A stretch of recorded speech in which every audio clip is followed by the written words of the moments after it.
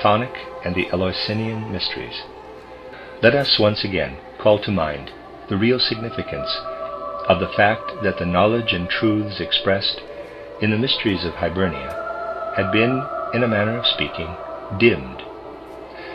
That means that they could not develop any further activity in their journey toward Central Europe and the East. And in the place of a spiritual approach, even in matters of religion, physical perception, or at least a tradition based on this, appeared.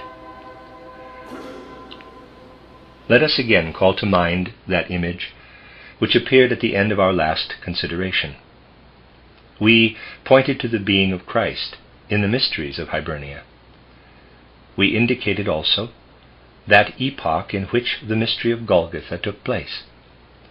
There in Hibernia were the initiates with their pupils, and there, without any means for the physical perception of the mystery of Golgotha, without any possibility of information concerning this mystery coming across to them, we find that at the same time in Ireland the initiates established a universal ceremony, because they were quite clear from their insight that the mystery of Golgotha was taking place simultaneously in an external way.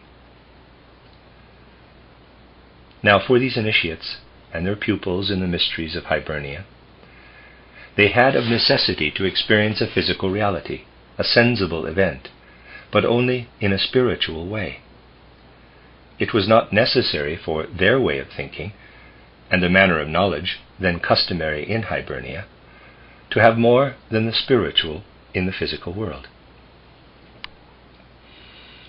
It must be clearly understood, however, that in Hibernia the spiritual was paramount. In all kinds of secret streams of spiritual life, that which had originated in Hibernia was brought over to Central Europe through the British Isles, through Brittany, through what is now Holland and Belgium, and even through the Alsace of today. Even though not present in the general civilization, yet in the first centuries of Christian development, we find here and there, in all the regions mentioned, single individualities able to understand what had come over from the mysteries of Hibernia. But, as we have said, this was not to be found in the general civilization of Europe. One must approach these things with an inner longing for knowledge, in order to find in the first Christian centuries those fairly numerous personalities. In the later centuries, from the 8th and 9th to the 15th and 16th centuries, such personalities became rarer and rarer.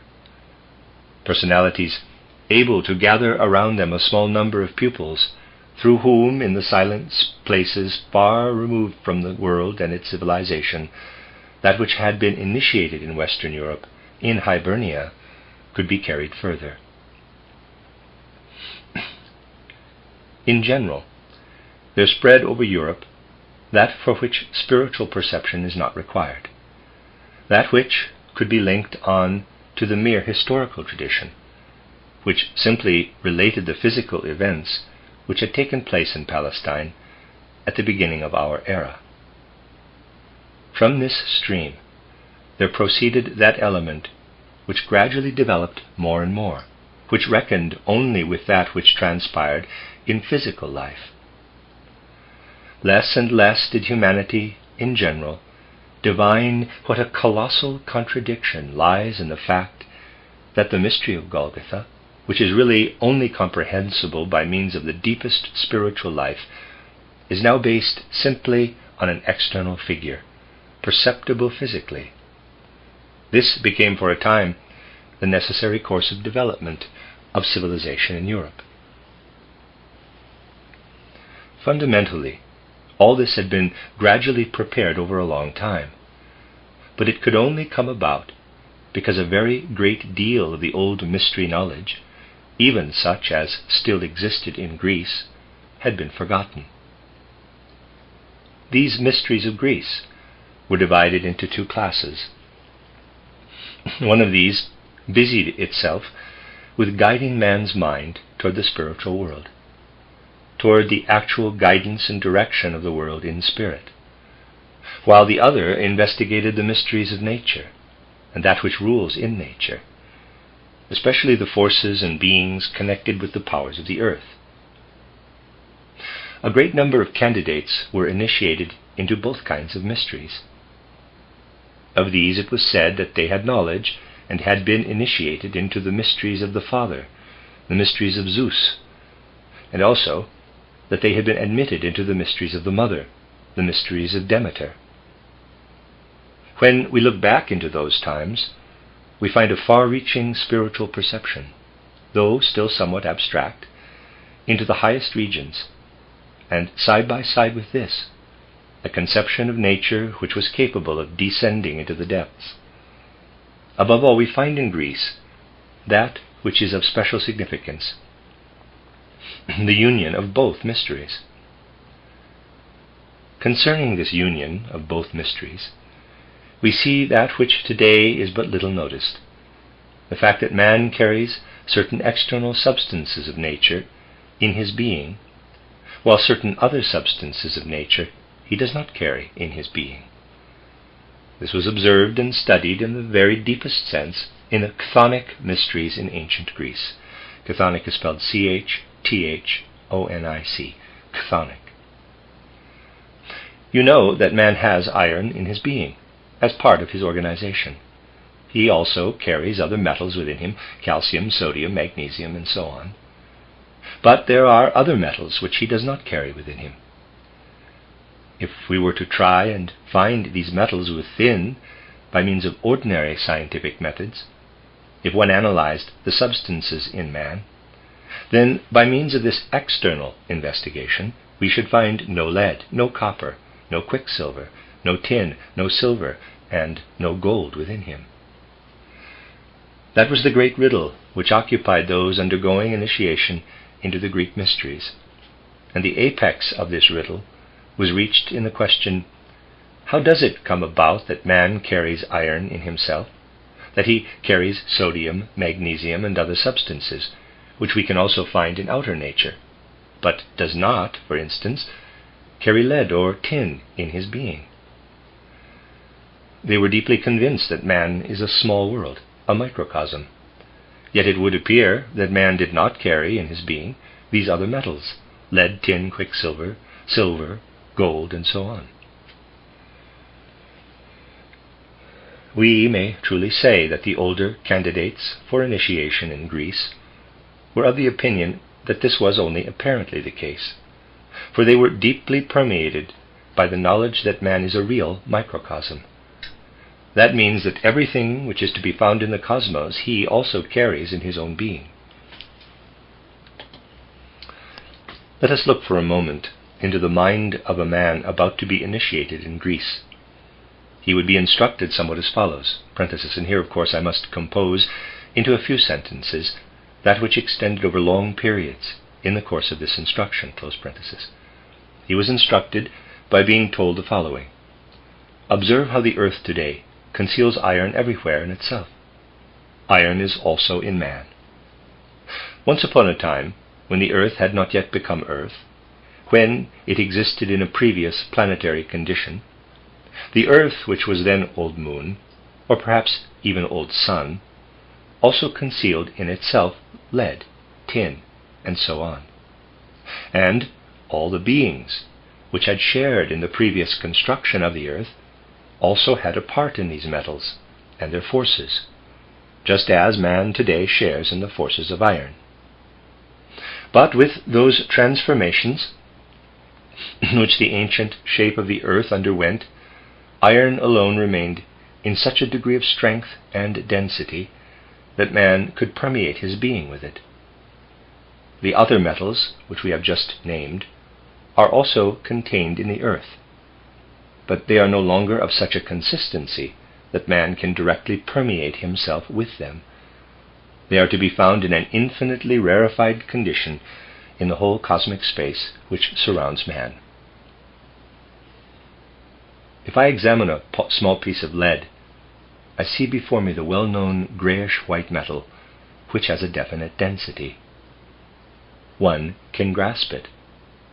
But this same lead, which appears in the lead ores of the earth, exists in an infinitely fine ramification in the whole cosmic space surrounding man. And there it has its significance.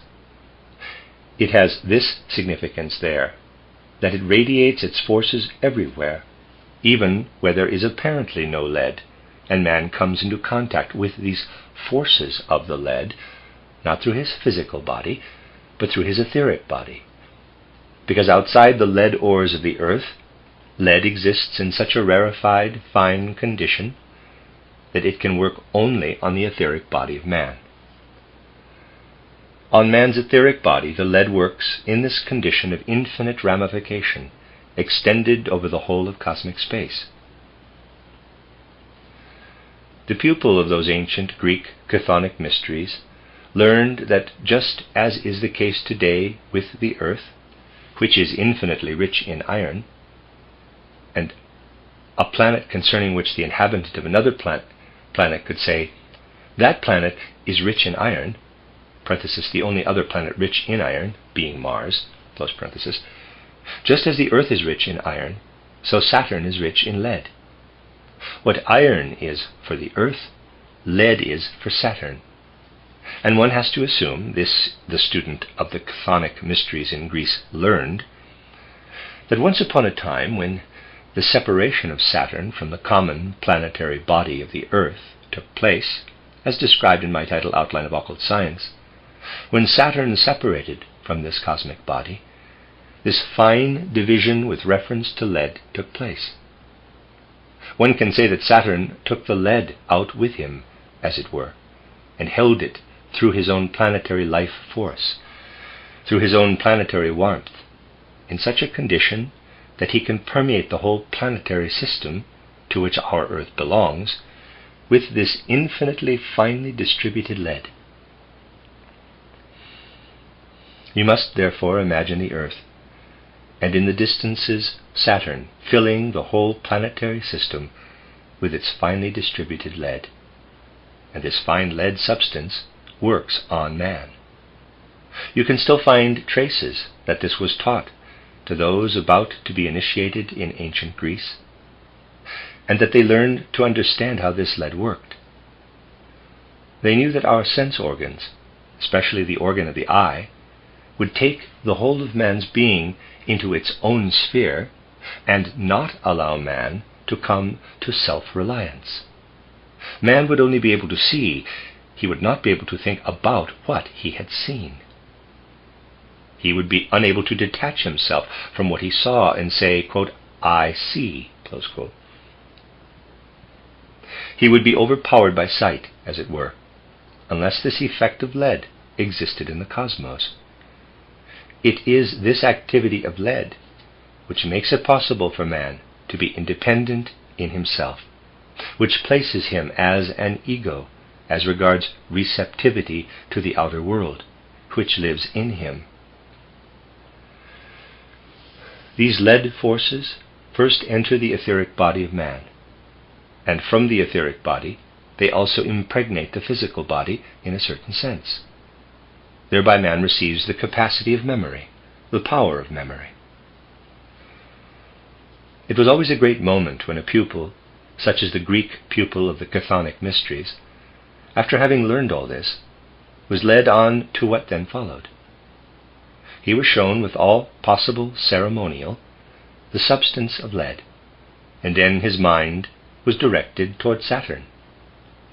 The relationship of Saturn with earthly lead was brought before his soul, and then he was told, quote, the lead which thou seest is concealed in the earth.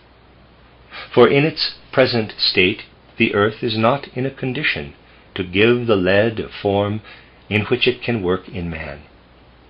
But Saturn, with its very different condition of warmth, with its inner life forces, scatters lead in planetary space. Thereby thou art an independent being, possessing the power of memory. Just think, thou art a human being, only through the fact that today thou dost know still what thou knewest 10 or 20 years ago. Just think how the human part of thee would suffer if thou didst not carry within thee what thou didst experience 10 or 20 years ago. Thy ego forces would be shattered unless this power of memory were present in full measure. This is due to what streams to thee from that distant Saturn. It is the force which has come to rest in lead in the earth, and which can now no longer work upon man in its quiescent state. Thus it is the Saturn-led forces which enable thee to consolidate thy thoughts, so that they can arise later out of the depths of the soul, and thou canst thus live a continuous life in the external world, and not merely in a transient way. Thou owest it to the Saturn-led forces that thou dost not merely look around thee today and then forget the objects thou beholdest, but canst retain the memory of them in thy soul. Thou canst retain in thy soul what thou didst experience 20 years ago, and canst cause this to live again. Thou canst so form thy inner life as to reproduce what thou didst experience in thy surroundings at any particular time of thy life." Close quote. It was a powerful impression that the pupil received. When, with the greatest ceremony, this knowledge was brought before him seriously and without sentimentality, he then learned to understand, if it were only these lead forces which were active in giving man the power of his ego, the power of memory, he would be completely separated from the cosmos.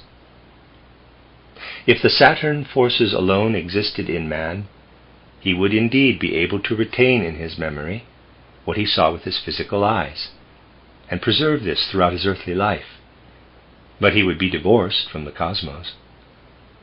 He would become, as it were, a hermit in his earth life, in spite of being inspired by Saturn with the power of memory. The pupil then learned that against the Saturn forces another force had to be set up, the force of the moon. Let us suppose that these two forces confront one another in such a way that the force of Saturn and the force of the moon, approaching from opposite sides but flowing into each other, descend to the earth and to man on the earth. Now, Saturn takes from man what he receives from the moon, and what man receives from Saturn is taken by the moon.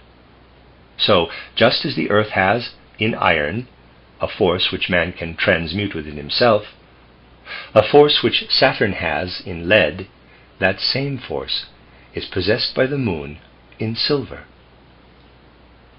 Now, even the silver, as it exists in the earth, has already attained a condition in which it cannot enter directly into man. But the whole sphere, which includes the moon, is actually permeated by finely divided silver, and the moon, especially when its light comes from the constellation of Leo, works in such a way that man, through these silver forces of the moon, receives the opposing activity of the lead forces of Saturn. He is therefore not divorced or cut off from the cosmos, in spite of the fact that he is beneficently inspired with the forces of memory by the cosmos. It was a moment of special ceremony when the Greek pupil was led to see this opposition of Saturn and the moon. In the sanctity of the night, it was made clear to the pupil, quote, "Look up to Saturn, surrounded by his rings. To him thou owest the fact that thou art an independent being. Now look toward the other side, to the silver radiating moon. To her thou owest the fact that thou art able to bear the Saturn forces without being cut off from the rest of the cosmos." Close quote. In this way, based directly upon the union of man with the cosmos, that teaching was given in Greece, which later on we find as a caricature in what is called astrology. At that time it was a true wisdom, for then man saw in a star not merely the speck or point of light above him, he saw in the star the spiritual living being, and the human being of the earth was seen in union with this spiritual living being. Men then had a natural science which reached up into the heavens and extended right into the cosmic spaces. When the pupil had received such insight, and such illumination had entered deeply into his soul, he was led into the real mysteries of Eleusis. You have heard what took place in these mysteries, in my description of other mysteries, for instance, the mysteries of Hibernia. The pupil was led before two statues. One of these statues represented to him a fatherly divinity. That fatherly divinity, which was surrounded by the signs of the planets and the sun, SUN, represented to him shining Saturn, but so radiant that the pupil was reminded of the fact that is the radiance of lead from the cosmos, just as the moon reminded him of the silver radiance. And this same thing happened with each single planet. Thus, in that statue, which represented the Father Principle, there appeared all those mysteries which ray down to earth from the planetary environment, all that which was related to the single metals of the earth, which, however, had now become unusable within the earth as regards man's inner being. Then the pupil was told the following: "Here stands the Father of the world before thee. The Father of the world carries the lead in Saturn. In Jupiter he bears tin. In Mars the iron, which is so closely related with the earth being, but in quite another condition. In the Sun the radiating gold. In Venus the radiating streaming copper. In Mercury the radiating quicksilver. And in the Moon the radiating silver. Thou dost only bear within thee that part of the metals which thou wast able to assimilate from the planetary conditions which the earth had once upon a time gone through. In its present condition thou canst only assimilate the iron. As an earthly human being thou art not complete. In that which the Father, standing before thee, shows thee in the metals, which cannot today exist within thee in thy earthly existence, but which thou must take up from the cosmos, in that thou hast another part of thy being, when thou dost look upon thyself as a human being who has gone through the planetary transformations of the earth, then art thou really a complete human being. Here on the earth thou art only a part human. The other part the Father carries round his head and in his arms before thee. It is only that which stands before thee, combined with that which he bears, which makes thee man. Thou standest on the earth, but that earth was not always as it is today. If the earth had been always as it is today, thou couldst not dwell upon it as a human being. For the earth carries today in itself, even in a lifeless condition, the lead of Saturn, the tin of Jupiter, the iron of Mars, though in that other state, the gold of the Sun, the silver of the Moon, the copper of Venus, and the quicksilver of Mercury. It carries these things within it.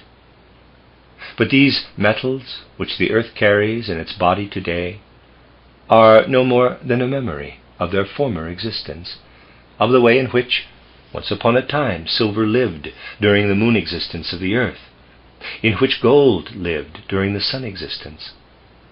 Only a reminder of the way in which lead lived during the Saturn existence of the earth. That which thou hast today in the dense metallic ores of lead, tin, iron, gold, copper, quicksilver, silver, with the exception of the iron which thou really knowest, and which is not the iron within the earth, for that belongs to the Mars nature, that which thou now seest in these dense compact metals, these metals poured themselves out onto the earth in a quite different condition. These metals, as thou knowest them today on the earth, are the corpses of the erstwhile metal beings. The corpse has remained of that metal being, which during the Saturn time, and later in a different stage during the moon time of the earth, played a part in their ancient form. Tin played a part in a combination with gold during the sun time of the earth in a very different condition. And if thou dost see these things in the spirit, then will this statue become for thee and all that it brings before thee the true Father statue. And in the spirit, as in a real vision, the statue of the true mysteries of Eleusis became living, and handed to the female statue, which stood beside it, that which the metals at that time were. In the vision seen by the pupil, the female statue received that which was the metals in their former shape, and surrounded it with what the earth, in becoming earth, could give out of its own being. The pupil saw this wonderful process, this wonderful happening. There radiated forth out of the hand of the father statue the metallic mass, as the pupil now saw in a symbolic way. And that which the earth then was, with its chalk and stone formation, encountered that which streamed in and surrounded this in-streaming metal element with earthly substance. The way in which the hand, stretching out in love from the mother statue, received the metal forces which were offered by the father statue, made a great and mighty impression on the pupil. For he then saw how the cosmos worked together with the earth in the course of eons of time, and he learned to feel in the right way what the earth was offering. Look around at the metallic nature in the earth today. It is crystallized and surrounded with a kind of crust which comes from the earth.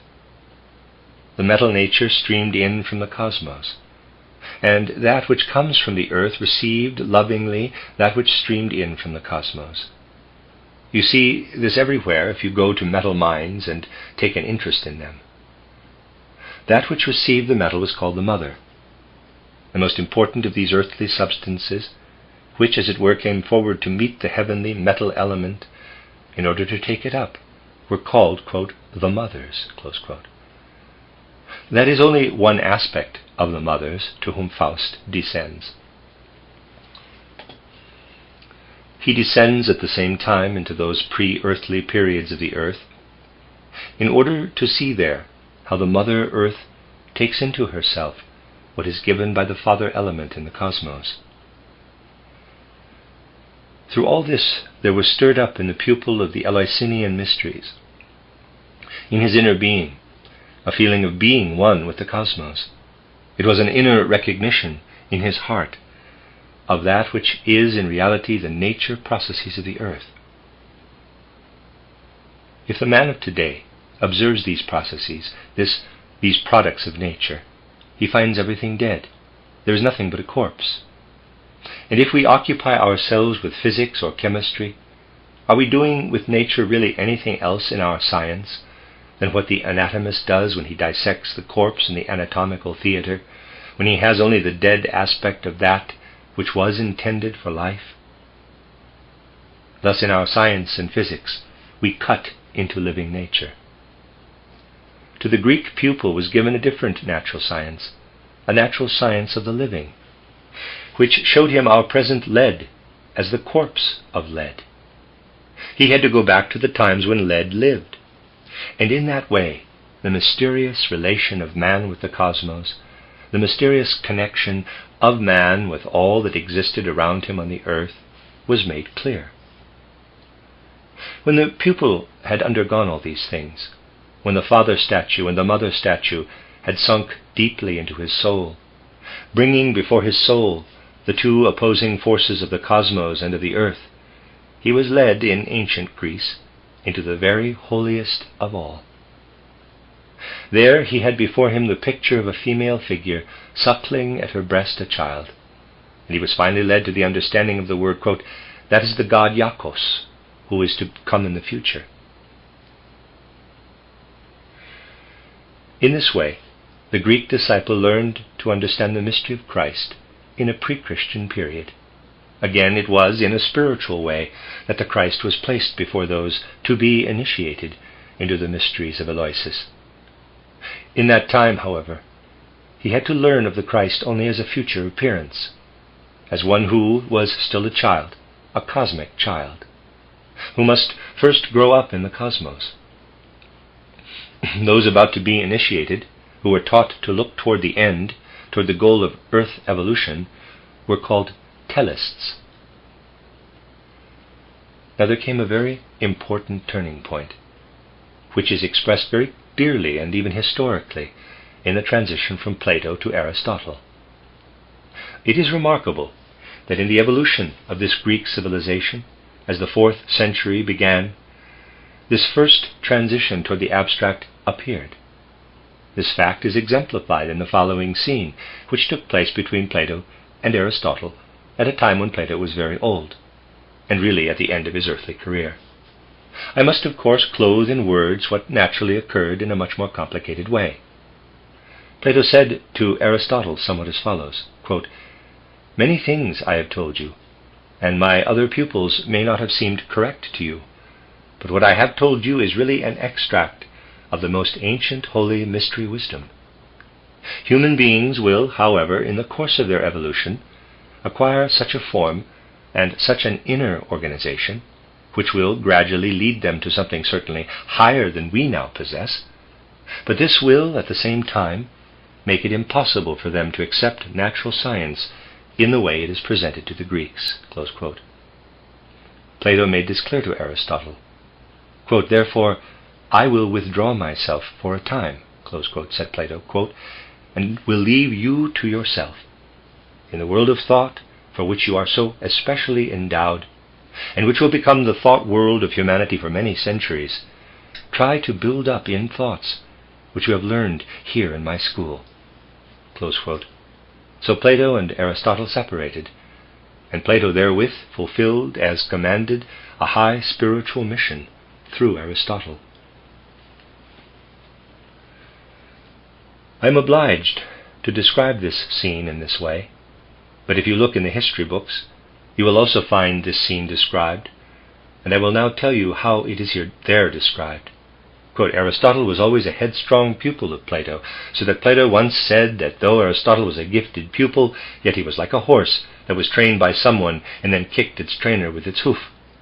That which took place between Aristotle and Plato led, as time went on, to Plato becoming annoyed and withdrawing from Aristotle. He returned no more into the academy to teach therein." Close quote. That is the account given in the history books. This narrative is in the history books. The other, which I have just related, is the truth, and bears within it an impulse towards something very significant. For there were two kinds of writings of Aristotle. The one contained a remarkable natural science, the natural science of Eleusis, which came by way of Plato to Aristotle. The other contained the thoughts, the abstract thoughts, which were also given to Aristotle by Plato from out of the Eleusinian mysteries for the accomplishment of his mission. That which Aristotle actually had to give also followed a twofold path. We have his so-called logical writings, those logical writings which drew forth the most weighty thoughts from the ancient Eleusinian mystery wisdom. These writings, containing less of natural science, Aristotle gave to his pupil Theophrastus, and through him, and in other ways, they came through Greece and Rome, and formed the content of the wisdom taught throughout the Middle Ages in those leading minds in civilization, the teachers of philosophy in Central Europe. That which came about in the way I described in the last lecture, because the mystery wisdom of Hibernia had to be rejected, and men had simply to link on to what was tradition recording the events which took place at the beginning of our era. This united with that which was separated from the wisdom of Plato by Aristotle, the wisdom of the Eleusinian mysteries. The natural science, which still carried within it the spirit of the CHTHONIC mysteries, and which had flowed into the Eleusinian mysteries, was a natural science which extended to the heavens, and soared out to the wide spaces of the cosmos to seek explanation of the earth from thence. For this natural science, the time was past in Greece. As much as could be saved of this natural science was saved by Alexander becoming the pupil of Aristotle, who then undertook his journeys into Asia, and did everything possible to introduce this Aristotelian natural science to the East, to extend it eastward. That then passed over into the Jewish and Arabian schools. From thence it came across from Africa to Spain, and there in a filtered form it influenced certain human beings in Central Europe. Theophrastus had given his version of the teachings of Aristotle to the theological teachers of the Middle Ages. Alexander the Great had carried the other version of Aristotle over into Asia. That Eleusinian wisdom, which came but in infinite dilution through Africa into Spain, shone out here and there in the Middle Ages, and, notwithstanding the general standard of culture, was cultivated in certain monasteries and lived on under the surface. For instance, we meet with it in mystical form, as brought down to posterity in Basilius Valentinus.